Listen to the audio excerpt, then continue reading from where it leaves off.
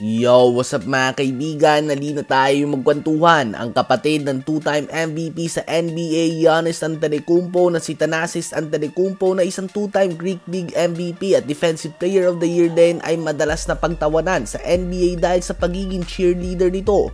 Ganun ba man, the past few years nga ay at least naglalaro pa ito mga kaibigan sa garbage time o sa mga game na namamahinga si Giannis. Well, ngayon nga ay full-on cheerleader mode na ito dahil ngayong summer ay nagtamo nga siya ng Achilles injury, dahilan kung bakit hindi siya nakapaglaro sa Olympic qualifiers at Olympics at dahilan kung bakit mamimiss nga ang buong 2024-2025 NBA season.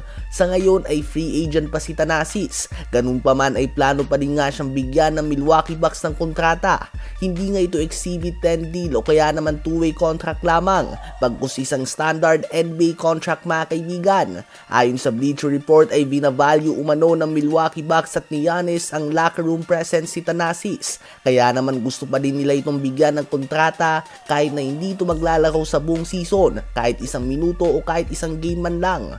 Obviously ay madaming fans ang natawa at nagsasabi na matindi nga daw talaga ang kapit ito, sayang nga daw ng roster spot. Wala nga daw pwesto sa NBA ang mga tulad ni Lonnie Walker IV na nakat pa lamang sa lineup ng Boston Celtics o kaya naman ng former number 1 pick Markelle Fultz. Subalit si Thanasis nga daw na hindi maglalaro ay may standard NBA contract. Ibang klaseng politiko nga daw ito sa Milwaukee Bucks. May ibang fans din na sinasabi na mas malala pa nga daw ito sa 4 years guaranteed contract ng anak ni LeBron na si Bronny James. Dahil bagamat madami nga ang sang-ayon na hindi pa talaga handa sa ngayon si Bronny James sa NBA base sa kanyang pinakita sa preseason at hindi ito deserving ng 4 years guaranteed NBA contract at mas deserving nga daw ang tulad nila Quincy Olivari na binigyan pa lamang kanina ng two-way contract ng Lakers. At least nga daw si Bronny ay may chance pang mag-develop at may kakayahan pa na mag-improve at higit sa lahat ay maglalaro nga daw ito. Kung may injured ay literal pwede mo itong bunutin sa bench at palaruin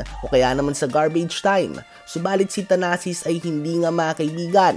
Ganun pa man argumento ng iba ay iba din nga daw ang leadership at locker room presence na dala ng kuya ni Giannis. Nakakatulong nga daw ito na magbigay ng energy sa team at ito lang nga daw ang talagang makakausap ng matino sa kapatid niya na two-time MVP. Maliit na presyo nga daw ang bigyan ng kontrata si Thanasis kung ang ibig sabihin nito ay hindi aalis sa Milwaukee Bucks si Giannis. Sa palagay nyo ba ay deserving si Thanasis ng kontrata sa NBA? At kung ikaw ba ang Milwaukee Bucks ay bibigyan mo ba ng kontrata si Thanasis o susugal ka na palayain ito kahit na ang ibig sabihin nito ay may posibilidad na umalis si Giannis?